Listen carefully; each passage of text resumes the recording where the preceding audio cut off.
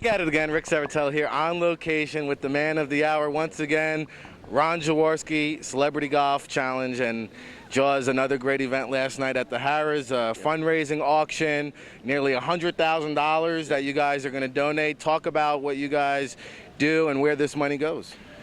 Well, it's been a labor of love for me and my family, and a lot of the players that have supported this and celebrities that have supported this event through the years. You mentioned last night we raised close to $100,000 at our auction. We'll do pretty much the same in the golf tournament today. And through the years, 33 years, been running this event, over $5 million has been raised for at-risk youth in our community.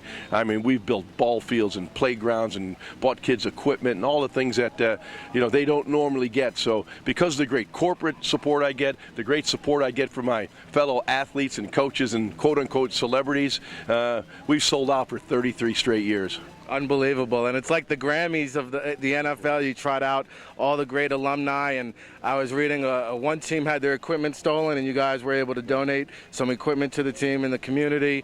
Just a lot of great stuff going on, and of course you have your hands in the mix and all kinds of great things. A wonderful event at the NFL draft. And see, we got look at that. There you go. Jeff Bostic from the Washington Redskins comes here and just likes to rub it in a little bit and show me his world championship ring. This is coming to Philadelphia, Jeff. we need one in Philly. The fans are craving it, and we'll be making our rounds over to the Eagles camp. And let's spend a second on Carson Wentz, year 2 of that transition with Doug Peterson. You know, when I went to the Eagles camp, they had a great camp going on, one of the most physical ones I saw. They have a great young up-and-coming coach in Deuce Staley, I believe, and they signed some playmakers now for this Carson Wentz. Do you see him progressing here in year 2? Well, when you have a guy that most people believe will be your franchise quarterback for the next decade, you've got to support him. And I thought the acquisition of Torrey Smith and Alshon Jeffrey, and of course you're going to have a running game now with Blunt, those were great offseason moves to me.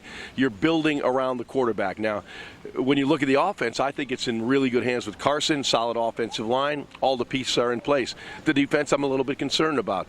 Inexperienced, unproven players at the cornerback position. So until I think most people get a good feel, even the coaching staff get a good feel that they can shore up that cornerback position. There's going to be some challenges this year. Yeah, Jalen Mills, the 7th rounder from last year, one guy being counted on for that. How about the rookie class from this past year? Nobody seemed to be in love with these rookie quarterbacks. They all went to a different kind of situation. But now that we've had a month to kind of let the dust settle, which quarterback do you see in the best fit for them in terms of their long-term success? When we look back 5-10 years from now, who's the quarterback that we're going to be talking about from this draft class, you think? No, it's okay. I'm used to it. The guy that I liked I thought had big upside was Patrick Mahomes, who Andy Reid drafted in Kansas City. Big, strong, prototypical arm that you have to have in the NFL, not a dink and dunk guy. And as the NFL becomes a passing league with multiple wide receivers on the field, you need that guy, with the hose on his shoulder. And Patrick Mahomes is the guy that really impressed me in my tape study. And he's going to get an opportunity to learn from an Andy Reid system, from having Alex Smith as a lead quarterback where he can learn from. So I think down the road, this draft class, Patrick Mahomes will be a guy that we'll be talking about. Interesting. While I have you here, I got to ask you a draft question because the evaluation of the quarterback seems to be the hardest position to gauge. And you've seen throughout the years, Bill Walsh drafted a quarterback every year. Bill Parcells, he had certain traits, game started, winning percentage.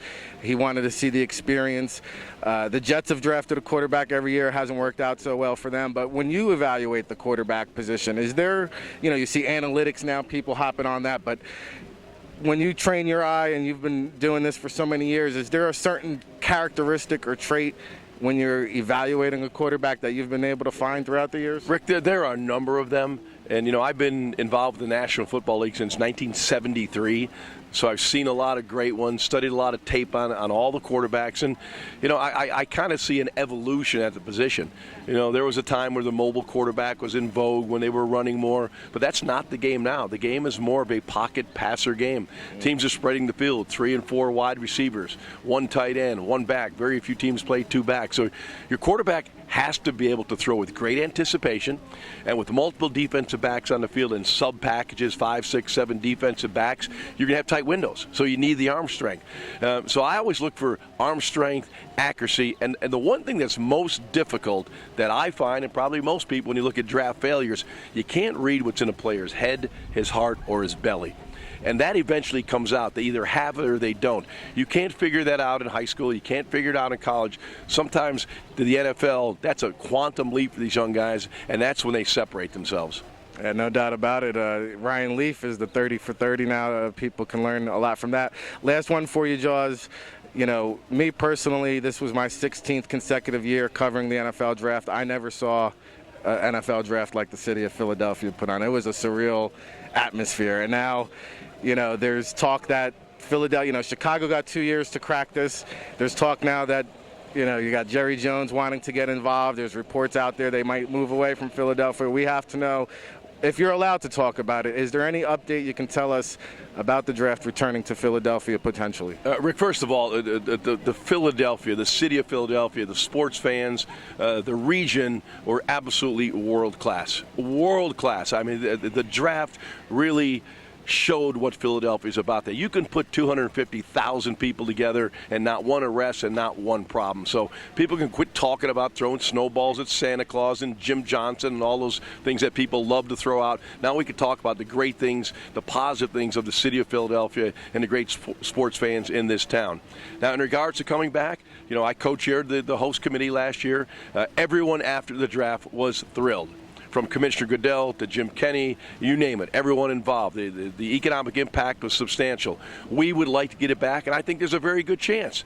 And remember, last year, Chicago wanted it, Atlanta wanted it, Dallas wanted it, L.A. wanted it. We got it. Philadelphia got it last year. We're going to fight hard to get it back this year. Everybody seems to want it now. Oh, yeah. We were so successful in Philly, now everybody wants it. Well, I can't ever imagine it possibly going back to being an indoor event, but we always appreciate some time from you. I know you're very busy. And for those out there, you know, this is our second year back, but obviously next year will be the 34th year for people watching that want to get involved, that want to get in on the auctions, that want to check out some of the memorabilia. Maybe they want to come down here next year. What's the best way? Go to RonJaworski.com. There's everything of my golf courses, my charities, my Jaws Youth Playbook, my ESPN work. All the things are right there. Yeah. What is it on RonJaworski.com? Everything's on there. There you go. All right, Ric Serritella on location with Ron Jaworski. Always appreciate it, Jaws. Thank you, my friend. Thank you, sir. I got to give Jeff Bostic his ring back now.